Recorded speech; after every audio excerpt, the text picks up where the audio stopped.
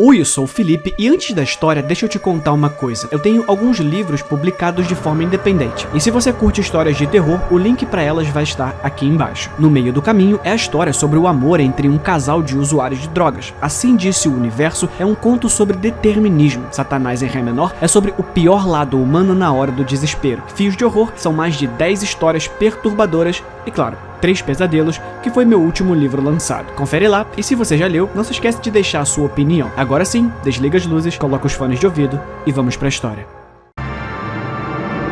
Eu acho que sou a última pessoa na Terra. Tudo começou com a minha irmã. Ela tinha 8 anos. Ela era gentil e doce. Ela era inteligente e é por isso que nunca fez sentido pra mim o motivo de ela ter ido para a floresta sozinha. Tivemos cuidado sempre. Mamãe nos ensinou a procurar galinhas no mato, a diferenciar entre pastinaga bovina e cicuta d'água, e a nunca passar pelo tronco morto que atravessa o riacho. Mamãe ficou arrasada. Ela ficou olhando para a linha das árvores por semanas. Ela ia para a floresta procurando todos os dias e todas as noites eu ficava esperando ela voltar. Até que ela não voltou. Contei aos homens da cidade mais próxima o que havia acontecido e eles foram para a floresta, mas não voltaram. Os desaparecidos tornaram-se um espetáculo para as cidades vizinhas, que enviaram cada vez mais pessoas para a floresta, para não voltarem. Quando centenas de pessoas desapareceram, eles enviaram equipes de notícias que trouxeram outras centenas, cada um convencido de que seria o único a resolver o mistério da floresta. Milhares foram para a floresta e nunca mais saíram. Parecia que não poderia piorar até que um vídeo vazou para o noticiário. Um soldado usava uma câmera e carregava o vídeo diretamente em seu site. O inferno começou. Foi como se um feitiço passasse por cada pessoa que assistia. Eles tiveram que ver os quilômetros de musgo exuberante e vibrante e folhas tão verdes que doíam. Sentir o vento do ambiente que soprava nas cortinas dos salgueiros que viram naquele vídeo. Milhares se transformaram em milhões e minha cidade ficou em silêncio. A TV transmitia apenas estática. Tudo ficou imóvel. Não conseguia entender o efeito que o vídeo teve em todos. Assisti repetidamente na esperança de sentir o desejo avassalador que eles sentiam, mas nada aconteceu.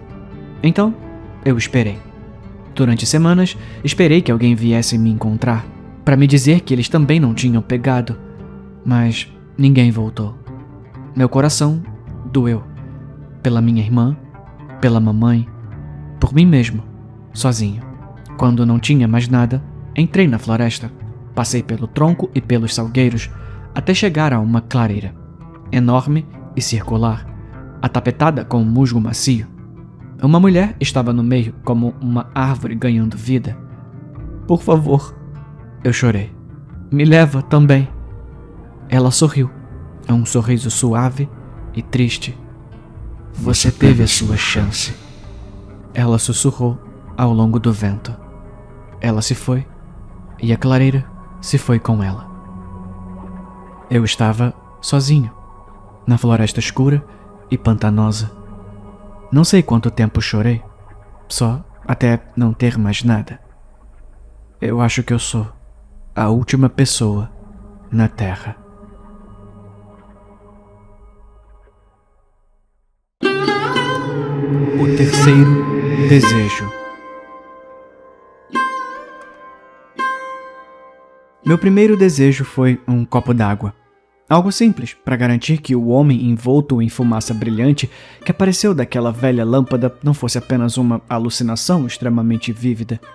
Tudo bem, disse o gênio com um aceno de cabeça, e um copo d'água apareceu na mesa da minha cozinha. O copo estava frio ao toque, o líquido refrescante enquanto escorria pela minha garganta. Real. Era tudo real. Imediatamente, eu soube qual seria meu segundo desejo. O prêmio máximo da Mega Sena tinha acabado de atingir um recorde.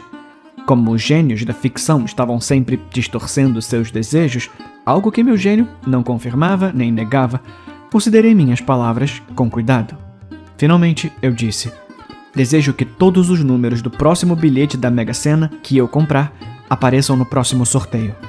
Concedido, disse o gênio com um aceno de cabeça. Fui até o posto de gasolina para comprar a minha aposta.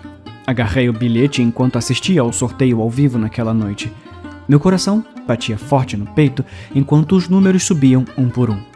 3 semanas depois, após toda a papelada ter sido assinada e as fotos promocionais terem sido tiradas, eu estava 700 milhões de reais mais rico. E isso foi depois de dar ao leão a sua parte.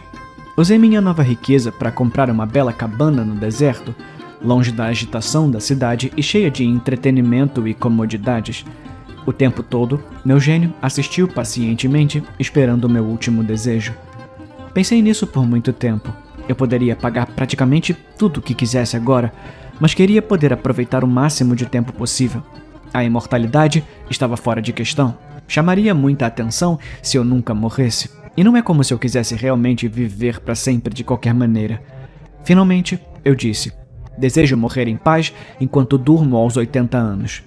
Concedido, disse o gênio com um aceno de cabeça, e ele se foi. As bombas caíram menos de 1 mês depois. Eu estava longe o suficiente para evitar as explosões iniciais, mas lembro como o solo tremeu, como se a própria terra estivesse se fraturando. Todos os aparelhos eletrônicos estão ligados desde aquele dia, então não há como saber o quanto as coisas estão ruins. Os céus estão repletos de cinzas e, ao meu redor, plantas e animais estão desmaiando devido ao envenenamento por radiação. Quanto a mim, sinto-me tão fraco. Minha cabeça está latejando. Meu cabelo está ficando ralo. Tenho bastante comida e água armazenadas por enquanto, mas quase nada permanece no estômago. E o que aparece geralmente está manchado de sangue. Isso foi há 6 meses. E enquanto estou deitado na cama, naquele que deveria ser o meu aniversário, uso a pouca força que tenho para fazer uma marca na parede. 7 meses, paralisado. Faltam apenas 47 anos.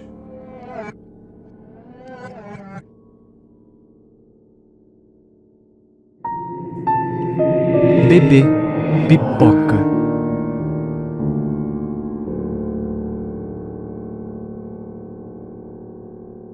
Elisa não estava certa da cabeça.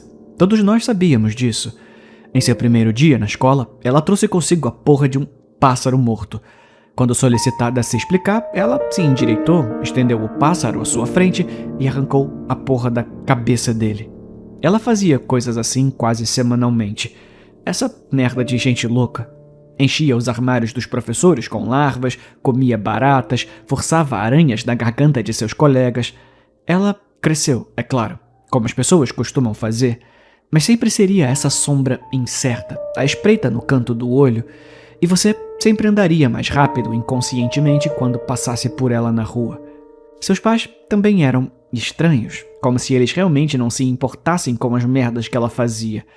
O que eu acho que não teria importância se não fosse pelo fato de que logo eles teriam outro filho, ou filha, a querida Gemma. De qualquer forma, meu pai era eletricista, então eu o ajudava quando podia, só carregando ferramentas, entregando coisas para ele, esse tipo de coisa. Naquele dia, a família de Elisa estava tendo alguns problemas com a caixa de fusíveis e meu pai estava dando uma olhada nela, enquanto eu estava brincando no meu telefone. "Ei, Mike", disse Elisa, enfiando a cabeça na sala como uma boneca esquisita. "Ah, oi, Elisa", eu murmurei. "Você quer um sanduíche? Eu tô cuidando da bebê Gemma hoje, com certeza gostaríamos de companhia." "Vá em frente, garoto", disse meu pai. "Eu assumo daqui." "Ah, tá bom", eu disse.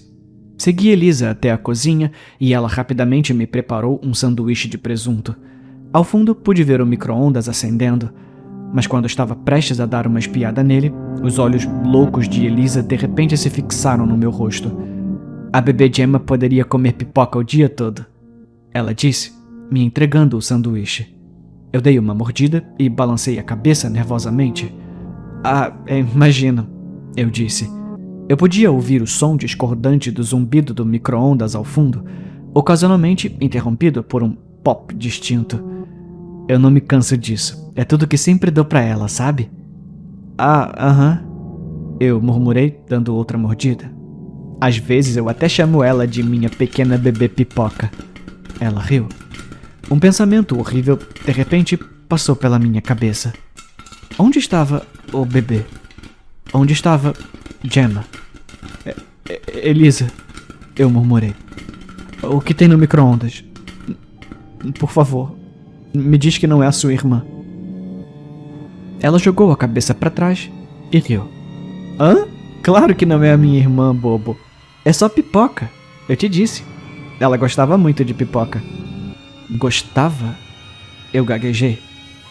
Sim, e eu também. Foi isso que me deu a ideia. Engordá-la com isso, sabe? Talvez o sabor fosse transferido. O quê? Como assim? Ela me lançou um olhar bizarro de antecipação. Eu olhei para o meu sanduíche de presunto pela metade, que tinha um gosto excessivamente amanteigado.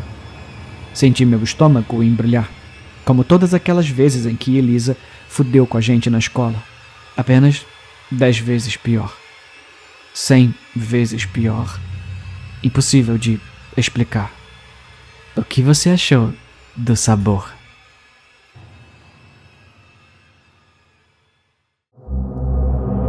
O pai. Encontraram o corpo dela à beira do rio, bem abaixo de onde ele o havia jogado. A mãe chorou ao ver as fotos. O pai apenas observou. Não havia nada que pudessem fazer por ela, morta agora. Nada pela vida dela. Os agentes da lei exigiam justiça, então eles resolveram o caso. O lindo menino sorriu como se estivesse no cinema. O caso era claro. O menino não escondeu nada. Ele admitiu todas as reivindicações feitas, com orgulho. A mãe não conseguiu olhar por muito tempo. Ela se apoiou no marido em busca de força. O pai apenas observou. Você está condenado à morte, declarou o juiz. Uma bolha tensa que cobria o tribunal estourou. Amigos e parentes assentiram. Isto era justiça. Justiça. O assassino se levantou, olhou diretamente nos olhos dos pais e disse: Eu vou dar seus sentimentos a ela quando a encontrar, certo? Ele sorriu ao dizer isso. Gritos de raiva rasgaram o ar, xingamentos para o menino. A polícia o empurrou. Foram os amigos e parentes que gritaram. A mãe apenas chorou. E o pai apenas observou. Daqui a 6 dias, o menino enfrentaria a morte. 2 dias antes disso, ele desapareceu. O noticiário trazia histórias sobre o homem que assassinou uma menina e depois conseguiu escapar da prisão. A polícia procurou. Ele nunca foi encontrado. E como ele poderia? Como ele poderia ser encontrado quando estava amarrado com correntes de ferro, presas a barras de ferro? Como ele poderia ser ouvido quando a sala era à prova de som, até as menores rachaduras? O mundo viu o pai silencioso lamentando a perda de uma filha e a justiça desfeita. Mas aquilo não seria justiça. Isto seria. Ele pegou o prego e caminhou até a mão esquerda do menino, que estava imóvel pelas correntes apertadas. Ele pegou o martelo e caminhou até a mão esquerda do menino, que estava imóvel pelas correntes apertadas. Ele agarrou o segundo prego. Como nas vezes anteriores, o menino lutou. Ele gritou as obscenidades mais coloridas. Ele se revirou em contorções maravilhosas. Ele chorou. O pai se certificou de que o prego estava firmemente preso com o martelo. Quando ficou satisfeito, ele puxou. Ele era um homem forte, mas não conseguiu. Ele puxou lentamente. O prego arrancou-se deslizando da carne. O menino gritou de dor. Depois de removido, o pai deixou cair o prego em um recipiente entre outros 6 pregos. O menino continuou gritando.